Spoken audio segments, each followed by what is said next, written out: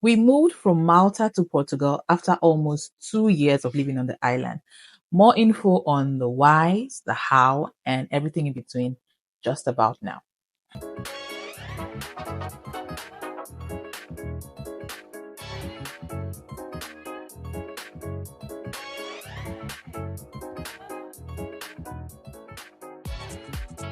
Hi everyone, you're welcome back to my YouTube channel. It has been a while, trust me.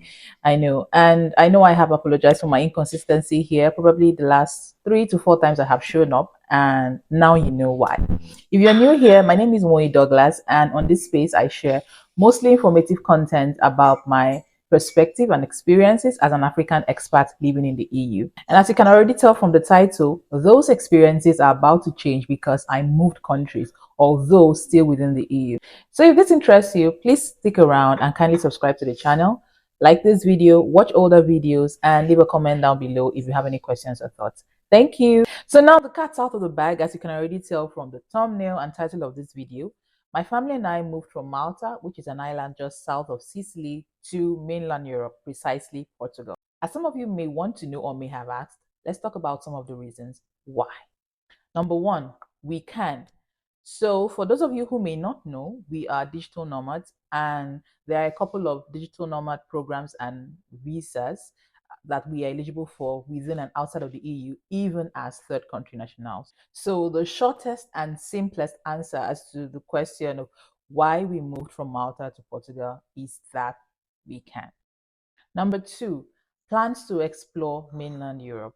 So, having lived on an island, a tiny island, for almost 2 years, seeing the rest of Europe was becoming like a chore or not as exciting as we would have loved it to be. If you've seen my video on the pros and cons of living in Malta, you remember I mentioned Malta's size as a con for digital nomads, especially for people who love to explore. So basically, we didn't always want to use the airport or fly to somewhere new. And this also limited us to visit only major cities or major locations per time. So moving to mainland Europe gives us access to smaller towns and cities and hidden gems and places that would otherwise need more planning if we were flying out of the major cities. I mean, we have friends who live in Germany and have embarked on a couple of road trips with their kids, exploring a handful of countries and cities per time.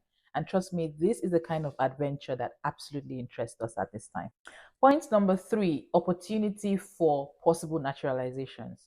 So this has to be like one of the major reasons for the move.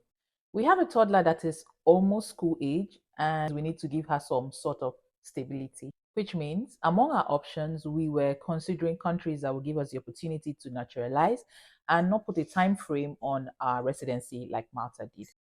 And honestly, it is not easy moving countries. So we would like to take a break from having to think about to move, how to move, and moving in general, and would rather focus on raising a little one at this time. Point number four, hopes for a better quality of life.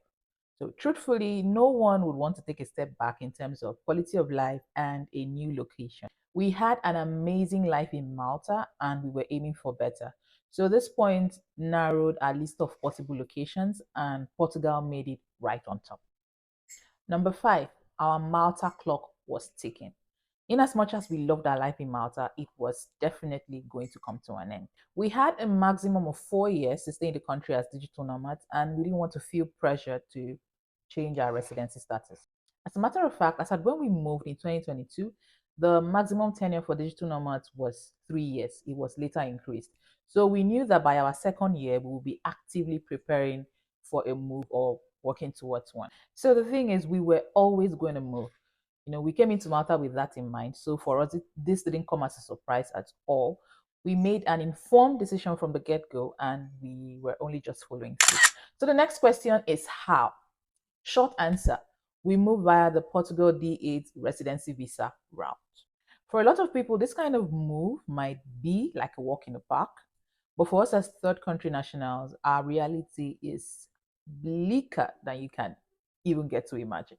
I've come across a couple of US, UK, or other first world country citizens narrate their experience about their process, the process of navigating a move to Portugal. And while I understand their frustration because I can relate to it, it is a tip of the iceberg when compared to our own experience as third country national. So if you want to know in detail how to navigate the entire process of applying and getting approved for a Portugal D8 visa, the eligibility criteria, the step-by-step checklist that we used, processes and timelines, please leave a comment down below and I will make a detailed video explaining how we got to navigate this process. So there you have it, guys. We moved from Malta to Portugal after almost 2 years of living on the island. So if you have any questions at all, please leave it in the comment section and I will respond as soon as possible. And until I come your way again in my next video, do have an amazing day. Bye-bye.